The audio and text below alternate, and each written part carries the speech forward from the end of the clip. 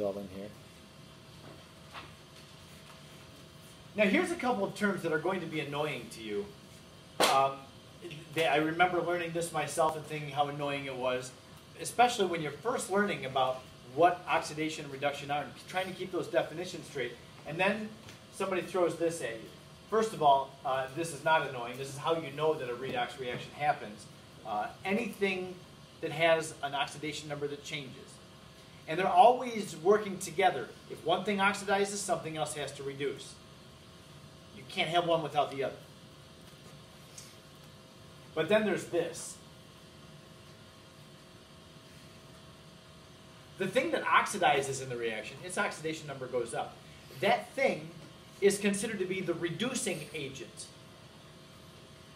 So the thing that oxidizes is the reducing agent. And the reason is because the reducing agent is offering up the electrons for something else to take.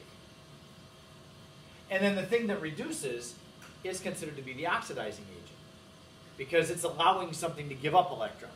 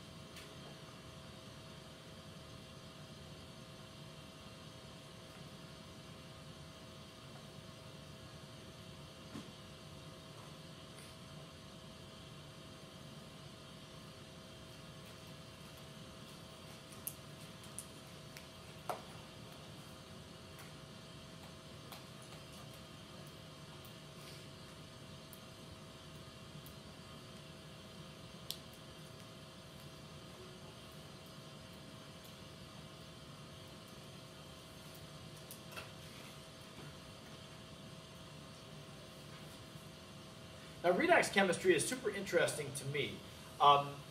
Batteries work because of redox reactions. All batteries, every single battery that you ever deal with in your life is going to have chemicals inside of it that something is oxidizing, something is reducing. And so the battery captures that flow of electrons and allows a circuit to be created. Corrosion is also a redox process. Like iron rusting and things oxidizing. Burning, combustion, is a redox process. So there's lots of redox in chemistry. In this class, what we're going to do in this chapter is just learn how to balance redox reactions. I'm not going to give you anything to really appreciate redox chemistry with until we get later in the course down to chapter 18. That's a chapter on electrochemistry, and we're going to start to see some real important uses of redox reactions. For now, you're just introduced to the type of reaction, and we'll learn how to balance. Balancing redox reactions is a burden. It's no way as easy as other balancing. You know, we learned how to balance equations a long time ago, back in Chem 1. I didn't need to review balancing with you in this course because it's so easy. That type of balancing I call balancing by inspection. You have elements on both sides of the arrow. You just make sure you got the same number of elements on both sides by using coefficients, and then you have everything balanced. When you have a redox reaction, I have some instructions for how to do that. Don't write that down yet. And don't write this down yet because we're going to go here next. But I just want you to have an idea of what does it look like when you have to balance a redox reaction. And why would it be so much more difficult? Why can't we just balance by inspection? We'll take a look at this one. If I asked you to balance this by inspection, there's almost immediately a hang-up that you pick up. What is it? Yeah, you have oxygens on the left, but not on the right. How are you going to balance your oxygens? Where did they go? Well, you have bromine that was by itself and still by itself. The Mn was attached to the oxygen. Now it's not attached to the oxygen. Where's the oxygen? Is this a violation of the law of conservation of mass? No. It's just that this is considered an ionic equation. The oxygen did certainly break off of the Mn. We need to account for it, though. So I have to show you how to, what we're going to do to account for that. That's what we'll do next. So, I guess what I'll do is I'll just go to the previous slide. So I have an 8-step method for you. Now, what does it say right up at the top? We're going to use this method for balancing redox reactions. It's called the half reaction method. You would only use it for oxidation reduction reaction, never for precipitation or any other type of reaction. And you only want to use the half reaction method if the reaction is too complex to be able to just balance by inspection. If you can balance by inspection, do that. It's way easier and faster.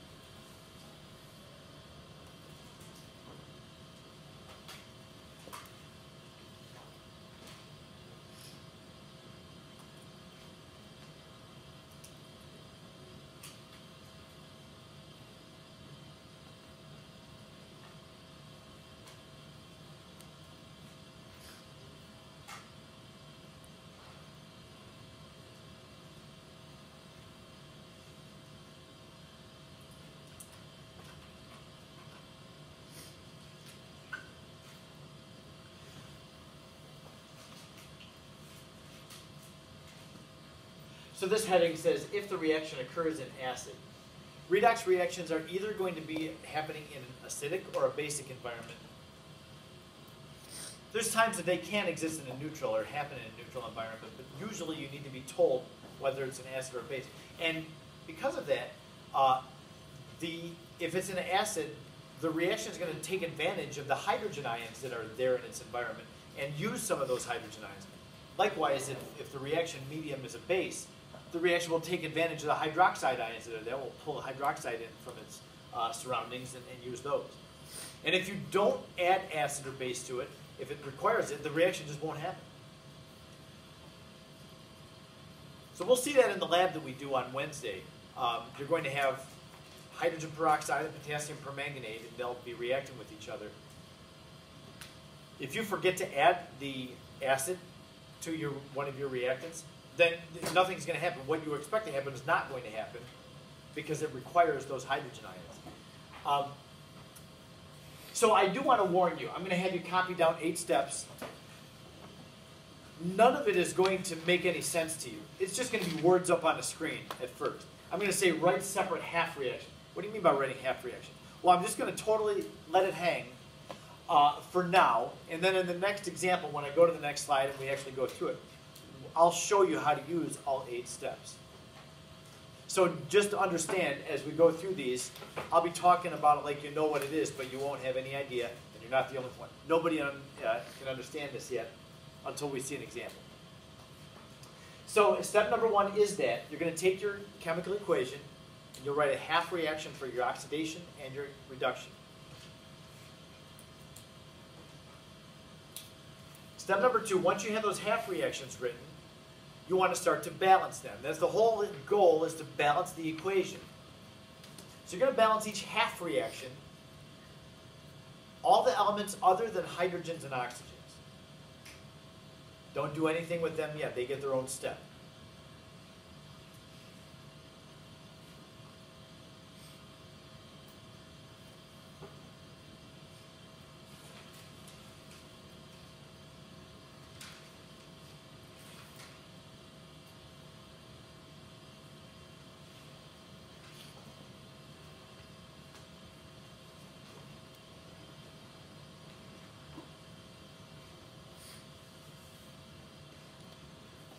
So step number 3, once you've got all the non-H and O atoms balanced, then we'll try to balance balance the oxygens. But notice, we don't balance the oxygens with just oxygen.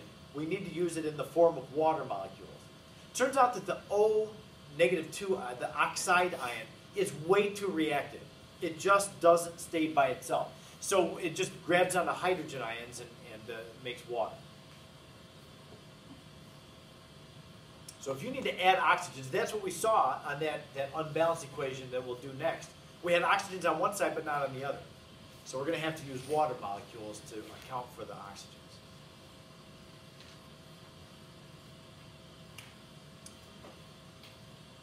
Now, water molecules, as you see, has the hydrogen in it. That's why we're going to do the hydrogen last, is because once you put the waters in there, then you're going to go back and you're going to account for all the hydrogens that are in there. So the last atom that you're going to balance is always the hydrogen. And remember, this is occurring in acid, so the reaction can take advantage of those hydrogen ions that are around it, just from the acid environment.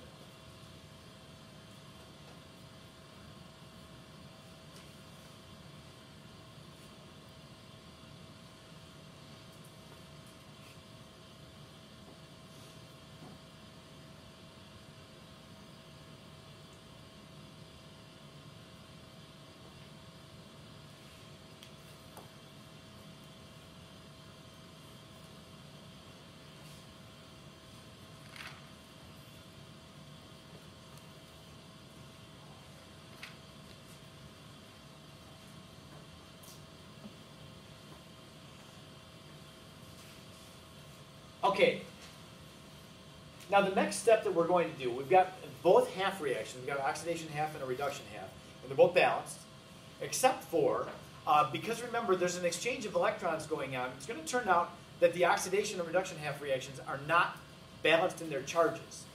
Neither one will be balanced in their charges. So that's what we do next, is we're going to balance the electrons in each half.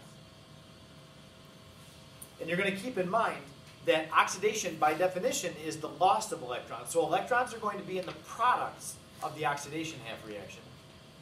And then reduction is the gain of electrons. Electrons always wind up in the reactants of the reduction half.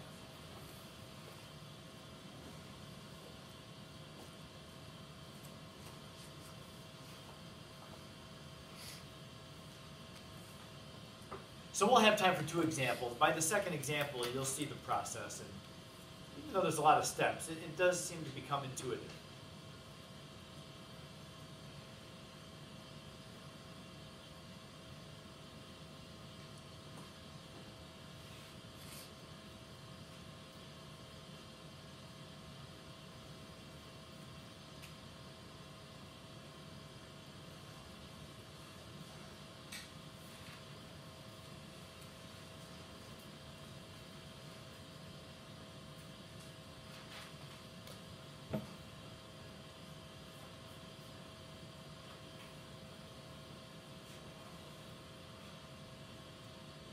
So at this point now you have 2 half reactions. They're balanced in their atoms and their charge. And then we're starting to think about, okay, can we put these 2 reactions, or half reactions, back together again to get the whole overall balanced equation? One thing though,